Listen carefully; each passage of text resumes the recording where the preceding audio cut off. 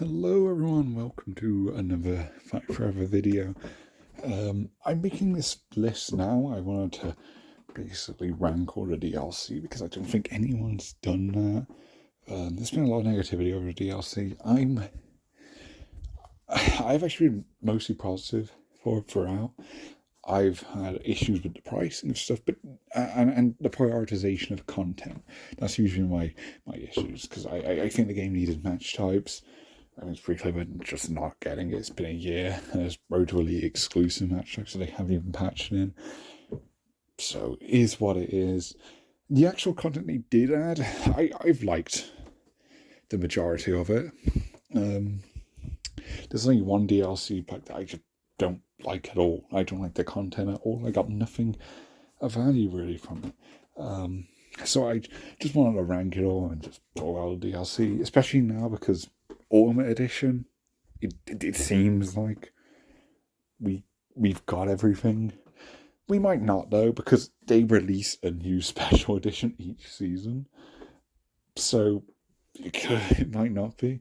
It's not over until AEW Game says it's over, right? It seems complete though, which is a shame because there was no new match types. That was the big thing I wanted in terms of updating the roster, covering some big absent names. The DLC absolutely achieved that. More customization for the wrestlers. It partially achieves that. I think the attire textures, there's a ton of them. There's over 100.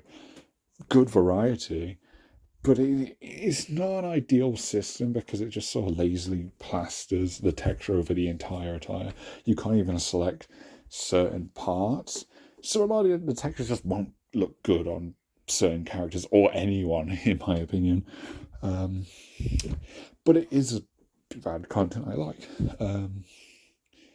I like the arenas, even the wacky ones. I think are cool. I mean, like the new Haunted Forest map. That seems sick. I don't actually own season 4. I will give my ranking of it because I feel I don't need to play it to really make an opinion on it because I don't. How I rank it, it doesn't really matter what the wrestler is, per se, not necessarily. Cool animations, sure, but whether I find it fun to play or not, that's not really a factor. In wrestling is me because I find everyone fun to play. Some more than others, but that's very subjective, and I don't really care to bring that into my ranking. So, just based on the content we're getting in the season 4 stuff, I know what my opinions on them are, and I don't think owning them or not will change that. Because I know what comes in all the stuff. Even the Jay White pack, which isn't out until July, which is why I haven't got it yet, because I'll just get it when Jay White comes out, I think.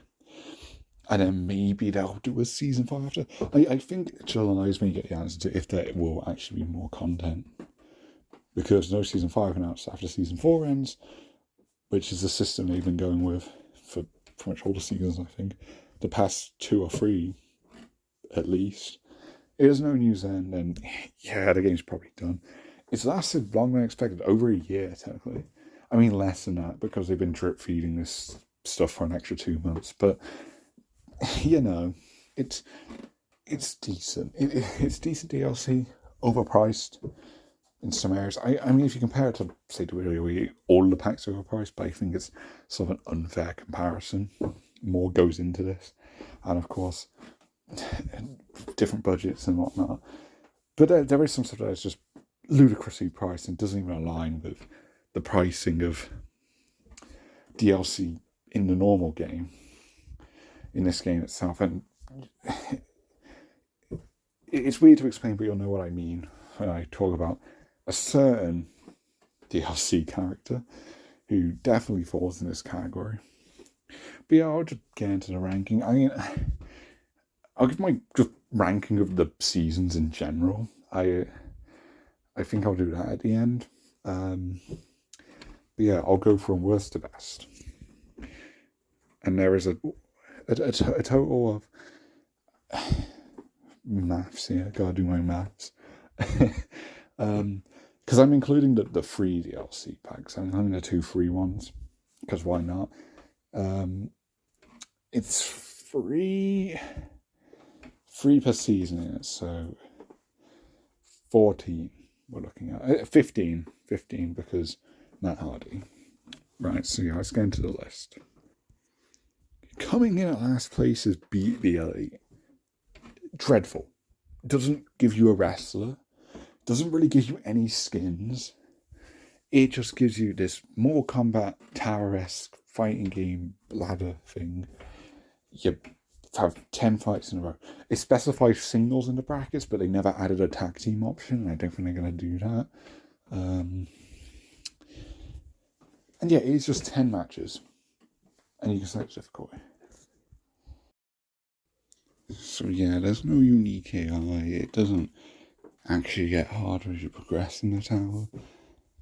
It is just 10 regular matches in a row. And then you beat it for each difficulty, you get a different reward. You get like a t-shirt if you want to get some icons. You get a texture, which are the texture are the only real notable unlocks. And even then, there's only 4. There's only 4 this DLC, and it's bronze, silver, gold, and then wood. And then that's it. And those aren't really exciting textures and not really ones you can use on much. We already have gold skins anyway, if you bother to unlock them. So the gold is just a different, less good version of the gold attires. And then there's no variety between silver and bronze. It's the same texture, just different colour to match the material. And then wood, like, what are you going to use wood for? As an attire texture? Like, for Dax, maybe? Dax hardwood. Funny joke. But besides that, what are you going to use it for? So it's underwhelming. The rewards are very, very minor. And, like, literally the first DLC pack has more attire textures of this season. I mean, any pack that has textures as a bonus reward has more than this one. It offers no value. Like, it's cheap, it's like £5 something, but it doesn't have anything of value. There's nothing that warrants a price tag on it. And you get the Season 2 pass, and you basically get it as a free bonus. That's the only reason I have it. I would argue it's more of an inconvenience, because you hop on the game. First thing on exhibition is Beat the Elite, so you have to scroll down one to get to one-on-one. So there's that. So yeah, just bottom of the barrel, not worth it. Moving on. Unfortunately, we're going to stick to Season 2 here. But the Storm is coming DLC. Tony Storm is a DLC character. This is the first single character pack, and good lord, it's overpriced. It is £10, I think $12 in America. Which makes it more... Yeah, it makes it more expensive than some of the other packs. Or close to it. I mean, at the time, it would have been one of the cheaper ones, but it has less to it. So, like, for example, Hookhouse, that's like £7 or something. Why is this more expensive than the one that has 2 wrestlers? Like, what's up with that? And then, you know, like I think the average of a 2-pack was like £12 at most. I mean, actually, now I'm thinking about it, I think like they were like £10 something pence. I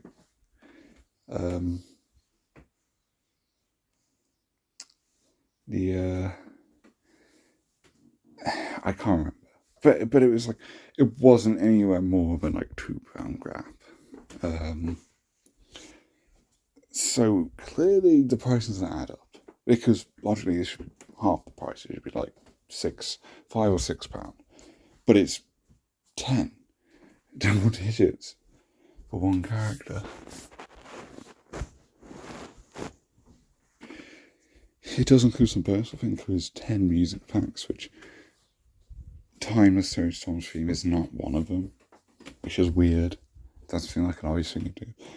They added it later for Jamie Hader, so you have to buy 2 separate DLC packs. It's weird. Because you can change your tie to black and you can do a black and white screenshot. You can recreate the gimmick, so I'm supposed to just put the theme in. Because, yeah, it's an outdated gimmick, which is, I suppose, another con, arguably. That wasn't even something I had an issue with. It made sense it was outdated. Like, the DLC was made in November. She started a gimmick in October. Like, it released in January because they drip fed it, but, like, yeah, that's the time frame. It makes sense. And also, I don't really care. Because I could just give it the black text and black and white filter. I basically create a gimmick anyway, so I'd argue this is a better one to have. Personally. So that didn't bother me, but yeah, the pricing just doesn't make sense. And then with later DLC, they lowered the price. It's still the most expensive single character pack, even though it has like no bonus content, no arena, barely any skins. It has like 5 skins, which are good ones. I think that's like this one camo that I use a lot. But yeah, that's it. That's it. 10 random music packs and a few textures. I've put it above BD Elite because it has actual worthwhile content, but Jesus Christ, it's so overpriced. It is ludicrously overpriced. Like, if you buy the season 2 pass, it's still 20 quid, and half of that cost is going to Tony Storm. Okay, yeah, I just went to refresh my memory. The Acclaim pack is the exact same price. They're both £10. The Acclaim has way more cosmetic bonuses. It has double the characters, and it has a new arena. And this is apparently the same price. And then the FTR and Limitless Buddy pack is only £10.79. So barely an increase there. It is the price of the 2 packs. Why? Why? I don't get it. She's one of the bigger names of the DLC. She would have been the biggest at this point, but ridiculous pricing. Like, it doesn't make sense. So yeah, it is very close to the bottom. Next, I'm going for a pack that isn't even in any season pass and just shouldn't be DLC. The Matt Hardy pack. This is a pre-order bonus. Clearly, he wasn't meant to be pre-ordered, he was just meant to be on the roster. Again, I don't like pre-orders. It's a cheap, scummy tactic. It doesn't feel like you even own DLC because they're integrated as part of the regular roster. He's literally in BDLE and whatnot. Now, FTR was day 1 DLC as well. So we'll get to that one, because that's also a bit ridiculous, but this one just especially made no sense. It was just added on. It wasn't even attached to a season pass. Also, weirdly false marketing, because they, and you can see here, they make it out to be like you get 2 Matt Hardys. You get 1 Matt Hardy in an old costume. You don't get 2 Matt Hardys with distinct movesets and whatnot. You can customize it to match so gimmicks or whatever, but it is just one character, and they make it sound like you get 2. It's really weird. But like, as a character's core, you get 2 gimmicks in one. It's neat, but it's like £4 something, and even then, that's not a great deal for a character that just should be in a regular game, and the physical copies don't include a pre-order bonus. So the reason you might get pre-order bonuses well after games out is through physical copies that just have the code in them still. 5 you don't get that. So it was legit a pure, fully locked pre-order bonus. You had to buy it separately. Really lame. And yeah, it's just one wrestler and an old hire. There's no DLC wrestlers got an old hire, which again I think kind of shows this guy's not DLC. So yeah, it isn't a debunk because there's not much here and it just shouldn't be DLC. Next, I did say include. I'm including the season 3 freebie for the fans. I mean, that name alone's kind of criminal. The names are quite cringe. It must be admitted. And some of them don't really make sense, but I mean, this one, you get free content. Now, I highly recommend watching even this. I think you get 10 new attire parts and like a few new music tracks. And by attire parts, I mean you get like in the outfit section for Curiosity, there's like a bunch of new singlets, and that's it. Which, sure, cool addition. I think I've used them on a couple cores. It's good to have those options. But it's something you'd patch in normally. I don't know why they treat it as all free DLC. It's sort of nothing, and that's why it's so low down. It's just nothing exciting.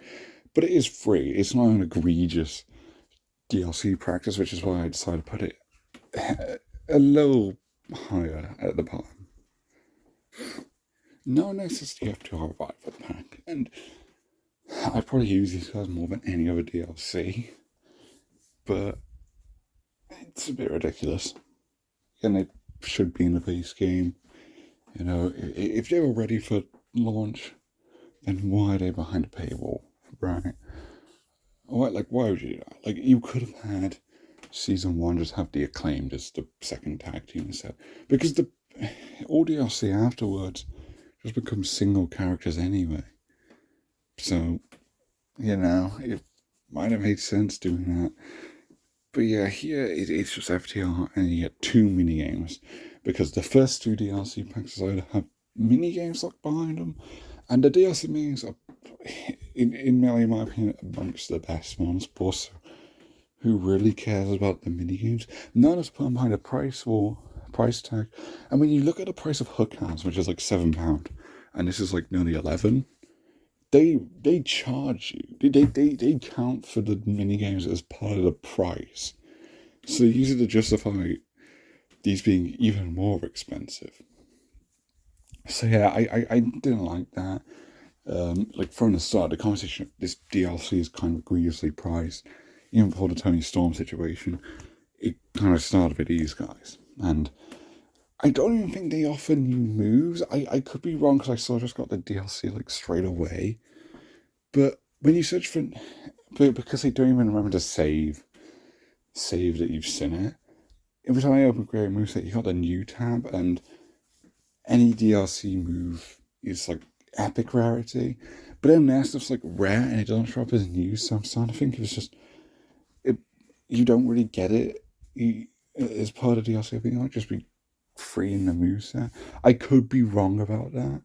I could very much be wrong, but I don't. I think they have less DLC moves than yours. I know that Spending has a lot more.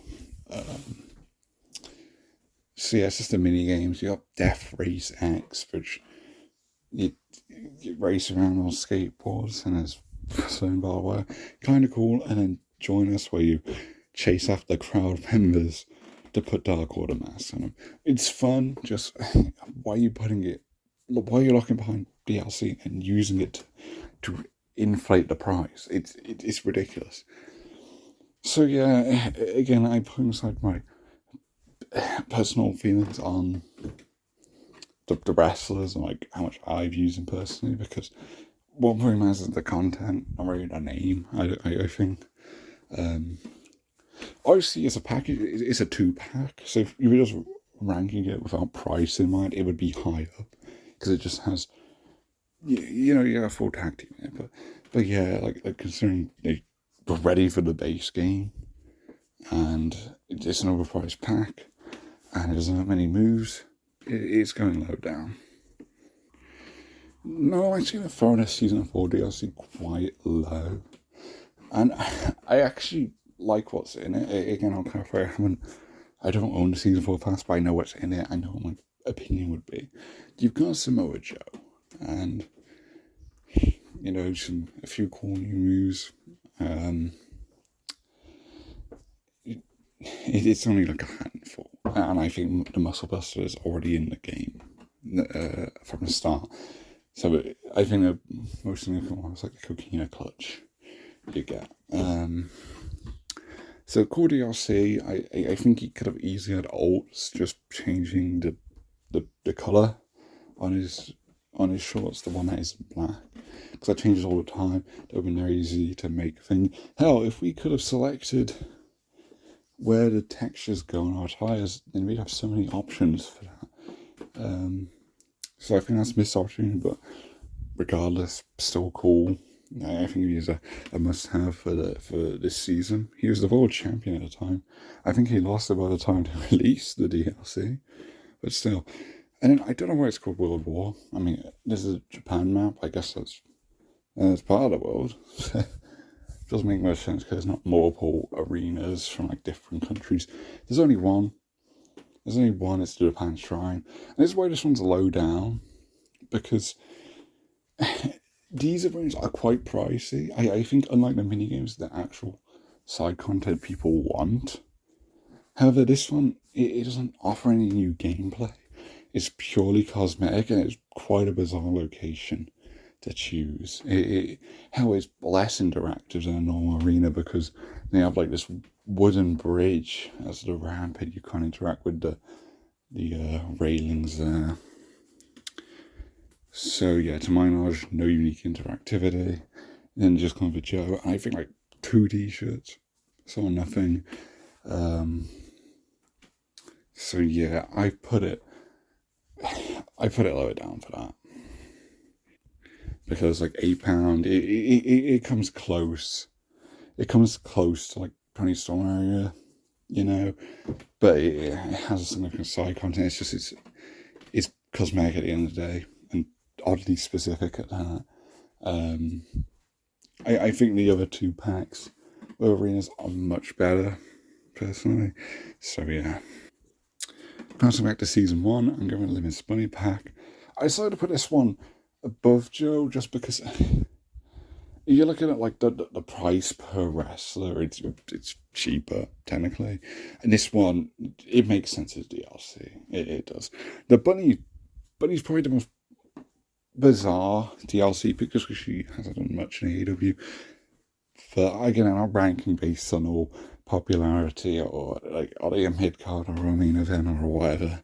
You know, the game need more women, so cool. I feel like Swerve should have just been the DLC from his Oasis, but he wasn't as essential a name as at the time. And Keith Lee's rad. They have awesome moves. They have some awesome moves, and the bunny has a lot of her own moves too. I think it's the most moves the DLCs included. I mean, Hookhausen might have more. I don't know the exact numbers, but it's like well over double digits, which very few packs come close to. Again, because most of them are single wrestlers now. So yeah, I think it's just a good package. It's not really attacking it 2 single guys, which I suppose it is arguably more interesting because you're going to be using an exhibition doing their own stuff. They're not just petting them in tag team and using them for the same match. So here it's just like 2 fully unique experiences. So I suppose that's something. This was the 2 very best minis. I think you have the MJF car crash thing, which you break his car when he's cutting a promo. He looks behind you, you gotta stop. I think there should be a clearer indicator when he turns around, but it's weirdly difficult. But that one's fun. And then you've got Soft Sling, which is Angry Birds. It's just Angry Birds in a wrestling game, and it rules. It rules. Again, I don't think they should be like behind DLC. I don't think they should be behind a paywall, but they're very cool DLCs. I think they're the best ones we got. And the last ones we got, and I can't imagine we'll get any more, which probably for the best. I think it's best they shifted focus onto content people would actually care about. Although they arguably haven't done that with stuff like attire skins. I mean, I care about the attire skins, but like the model skins, yeah. But yeah, this one's solid. Again, it's over 10 quid. It's a big ask. It's a big ask for something that is only 2 wrestlers. But at the end of the day, it's still overpriced. But for this game standards, it's reasonable-ish. Next, I'm going to cover the other um, free pack we got, and this sort of marks the area where we're splitting off from the more controversially priced DLC packs and to ones that are just fundamentally reasonably priced or just very content packs. But overall, I have minimal issues with. So this was pretty rad. This is a pretty great free pack. You know, it has the expansion which has new match types. Like there's like it's just like duos and squads, but then there's like duo deathmatch where you collect gems and stuff, and then there's field goal frenzy where you gotta get this ball to the to the goalpost and across the arena, and then you've got the other team trying to stop you, and the AI is quite competent, unlike the actual main battle royale. It's significant. I think there's I'm pretty sure an offline version. You wait 3 minutes, you automatically get put in a match, but it's not ideal. And again, no one's really asking for it, but it is a good bonus. It's weird because stuff like Field Goal Frenzy, more effort surely went into programming that than if it would have gone into, I don't know, like Tornado Tag, basic match types like that. So, on prioritization. But the main thing, I mean, there's also free music in it, sure, but this has a ton of free skins and probably my favorite like attire skins in the game. It's quite impressive. There's a lot of good options. I guess some of the flame ones. There's like a red skull pattern. There's this grayscale one. There's ones of like other arenas, like the dynamite colors. It's genuinely one of the best attire bundles, and it's free. So I think that's very cool. It's a significant free DLC for a change. So yeah, it is pretty good. Obviously, again, like it'd be low down in terms of content. It would still be above Road to Elite because there's more content than even that. But just as a nice package, no controversies to it. Sure, I'll take it. Next, I have the Switchblade Tournament Pack. I did mention to me no controversies, but I'd argue that a tournament mode should not be locked behind DLC. And it's quite a simple one. It has the option for 4 or 8 participants. It doesn't even go up to 16. There's no damage retention. So there's no new gameplay there, but it is like putting matches together in a format you're actually going to use, unlike BD Elite. It's something you use in your own universe. So it's worthwhile content, and the DLC price doesn't go up too much because of it. It's still like £5-ish, which for one wrestler is sort of a reasonable amount. And he seems to have some pretty cool moves, so it's good. I hope it's not the final DLC we get. We need more. I don't want to give him more money, but like match types, like come on, something please. The anniversary is very soon. It's in a few days. This might release on its anniversary actually, and that's a good idea. I might do that. But yeah, this one's just fine. Again, it's cheap. There's not much you could really complain about. But yeah. Likewise, as the Haters came back. Good lord, what a fucking name! But here comes with Jamie Hayter. And one for the roster, which I think the most significant DLC. And I say that just because there's less women on the roster normally. So they're sort of more impactful.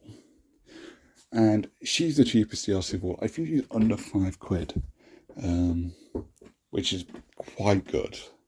Quite a good deal for a wrestler. She has music packs, 5 of them. That doesn't really matter bonus though, but ultimately it is a very cheap way to get an extra DLC character, which is cool. There's no bullshit behind it. It's just her as a wrestler, so I appreciate that.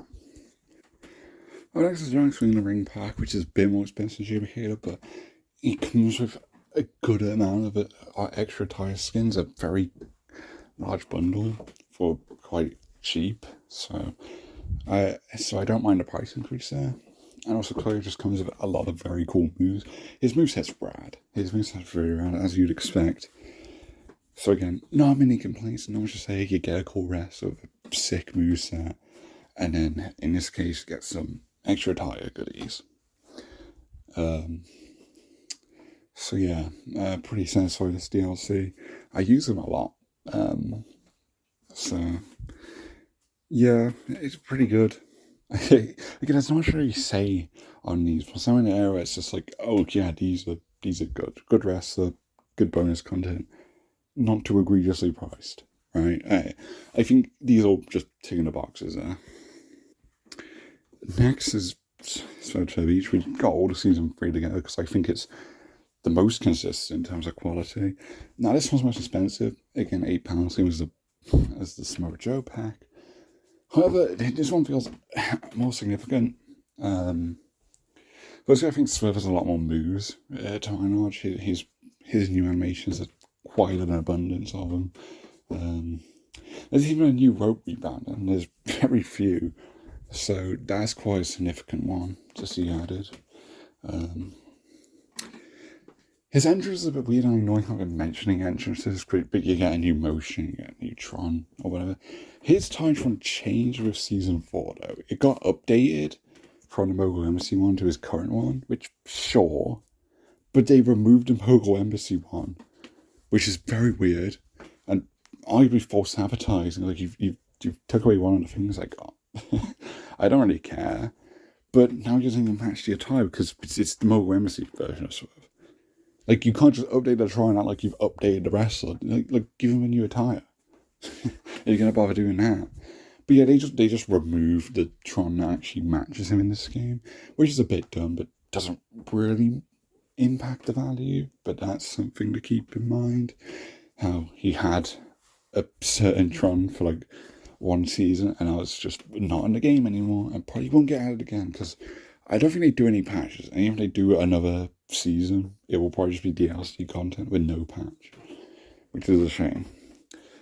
But because the arenas pack is so good, Swerve's not even the highlight.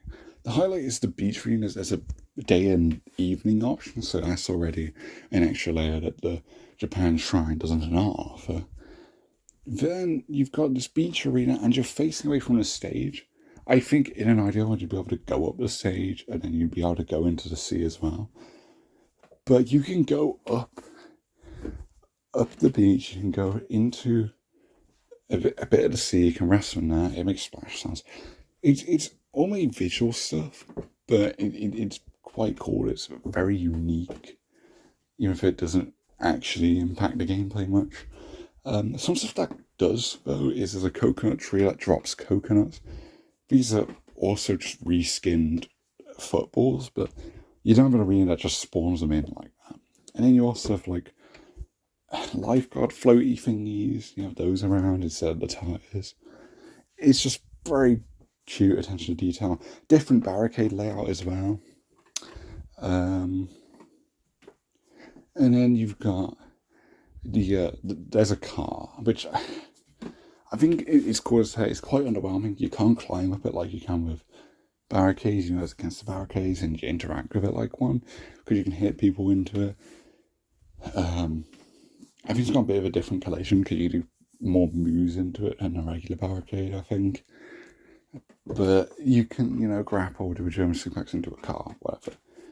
Again, it's ultimately small, but it does make for a fresh experience, and it's a distinct location. It's very unique. It's a very cool location. The stage, which you don't even see outside the entrance, you can use that and create an arena. There's just a lot to it, and I do quite like it. It's a good bonus. It's very out there, but yeah, I do really like DLC. And now we move on to the top 3. The Acclaim pack really is the saving grace of Season 2.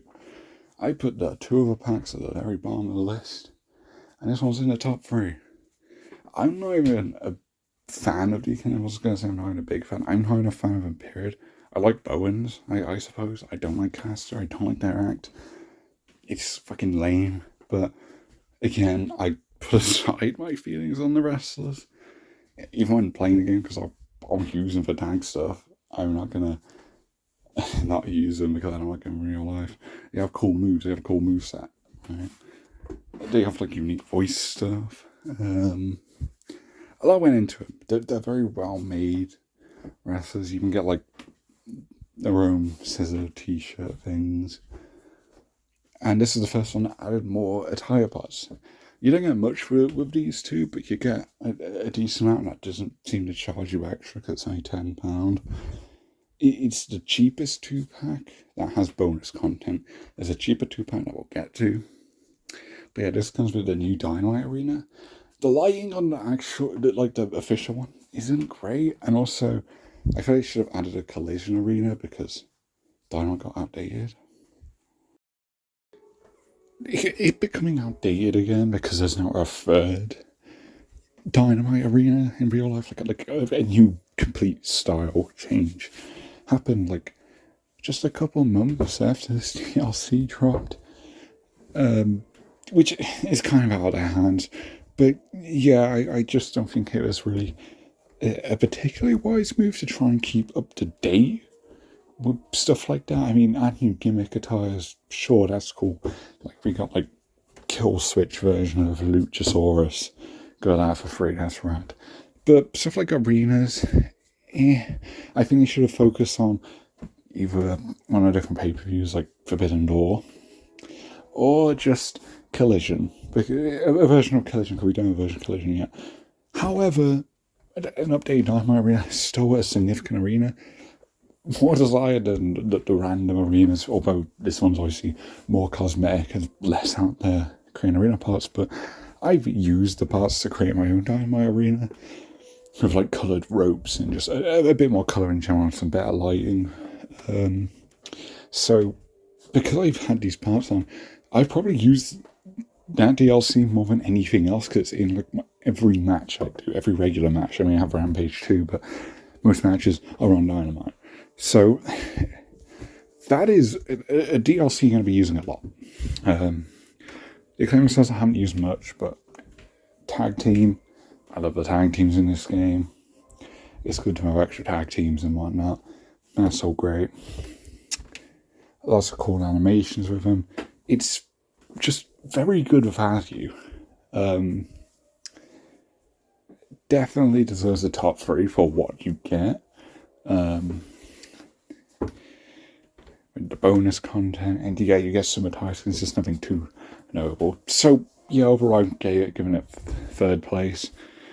I think it's well earned and has carried the season pass to it. It's the reason I bought it pretty much. I mean, I wanted Tony Storm as well, but £10 for her, hard to justify. But this pack, absolutely worth it. Even on its own, it's quite a good deal. Now, 2nd place is what I think is the single wrestler pack that offers the best additional content. And that goes to the Adam Copeland pack. Red Gold Superstar pack. Weird name. I don't know where the gold comes from. There's not really any attire textures it comes with a gold. Maybe it's meant to come with Jay White, for Bullet Club Gold. I don't know. Doesn't really matter. You get Adam Copeland, which already, probably the biggest name in the whole DLC, obviously. Mainly just because of his time as Edge in WWE. But like when this game released and you were told, oh yeah, Edge is going to be DLC, that would have made no sense. So it is a very cool DLC character. Very exciting. Definitely the main flying point of Season 4, in my opinion. And yeah, you get like probably my favourite spear animation I've seen in wrestling. And like you travel so far, you can put people through tables and whatnot. It's crazy. He does not have Metalingus as the entrance music, so you don't get any extra points. I'm not going to say you really lose points, but if you're buying DLC, you get Metalingus. Yeah, that is a significant music pack bonus. Absolutely. But it is what it is. Obviously, entrances are short anyway. So, not having it isn't a huge deal, but you're paying £8 for this wrestler, right? So, you might be wondering why I have him so high. If it's just one wrestler and it's £8, especially when, like, the Samoa Joe pack I might lower. That's because the side content is probably the best in an 8-pack. If you're interested in it, you might not be. And I think that's completely valid, because the arena it comes with it is quite bizarre. It's called Fright Forever or Haunted Forest, I think is the alternative name. And you're set in this forest. At the top, where the stage is, there is a house. The house is available in Crane Arena, which is a really cool Crane Arena part there. You can have it on the stage and whatnot. It's partially interactive. You can throw people into it, do moves into it. There's a unique wooden sound effect for hitting off the material. But, it doesn't crack or anything. You can't, like, break through the door. You can't break through the wall, which would have been rad. Again, I think there's a lot more you can do with these arenas, but any interactivity is good. But like, it would be even better if you could like break into the house and like it's like a little kitchen room or whatever, and you get there's like a table and some chairs and you can mess around with stuff like that. I just like interactivity in wrestling game environments. This game does a decent job on it. Like everything in ringside is interactive, and this ring has a unique ringside area because one side of the barricade is just barbed wire barricades. Really cool. That's a really cool one. Quite a significant one, like it cuts you open one, there's extra damage. That's a significant thing. And then on top of that, there's a zombie in a cage that like grabs at you, does a bit of damage there. And then if you're knocked down on the outside, zombie hands come out to claw at you. It's very wacky, but yeah, they're definitely the most significant arena in terms of gameplay changes. Stuff that isn't even reskinned, it's just completely unique parts. And again, it's nothing too crazy. I mean, it's an out there concept, but obviously, how much does it change for the gameplay? Not a lot, but I think it is really cool. It's like the 2K19 Wyatt family compound, but actually good and interactive. Like, this game lacks match types, and I would take a match types over this, sure, but it is really cool. And in a universe setting, you can like make it like a gimmick match. It's a different enough environment that it feels like a match type sort of, or just some gimmick match. Because you have Abaddon in the game, their gimmick is being undead or whatever, so the arena suits them. It's a spooky house. You could stretch the house to black in that. You can make it like the Hardy compound or whatever. There's stuff you can use it for in a universe setting. It is inherently goofy though, but even as someone who does like a serious universe mode, serious-ish, right? Like there's not really anything supernatural. I can use this. How do I explain the zombies? I don't know, but it's fun. It is fun nonsense. And then on top of that, this pack comes with like 30 attire textures again. Some quite ridiculous ones I'm looking at right now. Like there's a zombie skin, which I mean makes sense if it's the theme, but again, on top of that, some more regular textures and stuff. In general, regardless of your thoughts on textures, that's a good amount. And it's no additional charge because it's the same price as the Samoa Joe pack, but Samoa Joe doesn't come with any attire parts or anything, and this also is an interactive arena, and I think Adam Copeland in general just a more notable name, even though I'm not really ranking it based on name value. I do think this icon is very good, and it does justify a higher price for a single wrestler. There's a lot of stuff with this pack. And in the number one spot, I'm giving it to the Hookhausen pack. Just no nonsense. It charges you for just the wrestlers. It doesn't come with anything else. You're spending like £7 whatever for 2 wrestlers, which is like less than a Copeland pack, for example. So good deal for the standards of this game.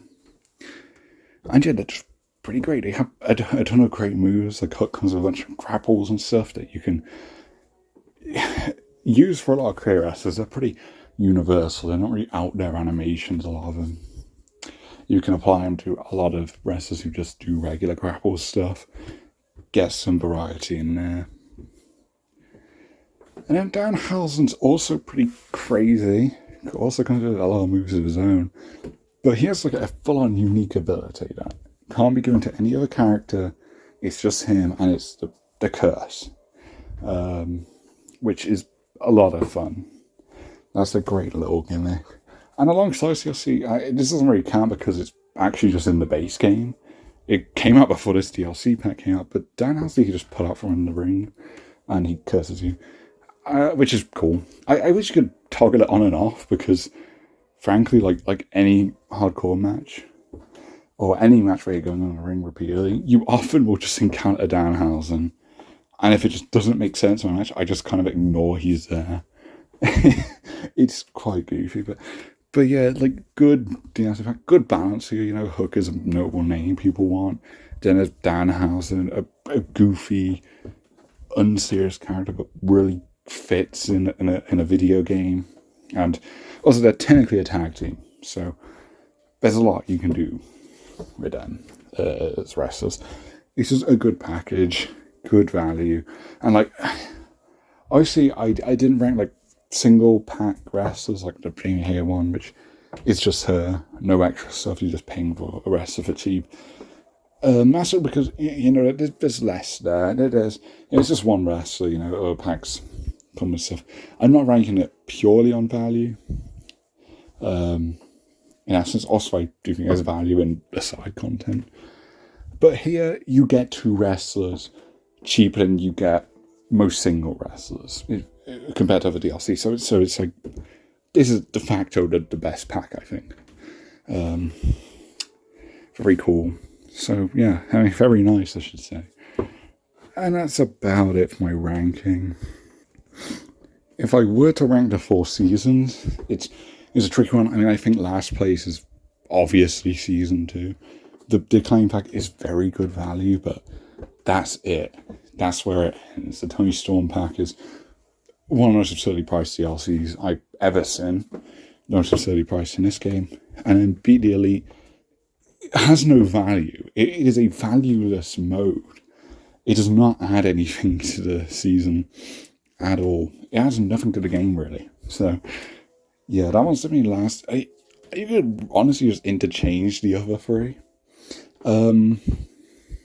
It's also hard to rank because the season 1 pass is obviously more expensive, but it has like double the wrestlers, right? But the side content is as good. So I'd probably say I'd go with the season 4 pass in a third. I'd probably say it has big names and whatnot, but a lot of it's for like side content stuff. It's like £18, right? And then the season pass one's only £25, and you get 6 wrestlers, and you do get some bonus content with the mini games. So I do think there's a bit more value in the first season pass there. And then number 1, just for consistency's sake, I think it's the season 3 pass, £14, 3 wrestlers, good side content with a very cool, distinct arena. Some of the best attire skins, a lot of music packs. It's good. That's probably my favourite one overall. Now I hope this game gets more seasons. I mean, I've spent a ridiculous amount having to buy each season pass, but I play the game regularly. I've got over 800 hours. I get my money out of it, and I would have no issues getting more in the game. I do want more match types though, which clearly isn't the focus of the DLC. But like, man, I hope we get something. The anniversary's coming up in like 2 days. I think I mentioned that earlier. I'll probably release this then. I hope there's something. I don't think there will be though. But yeah, that's about it for this video. Thanks for watching, and I'll see you in the next one. Bye.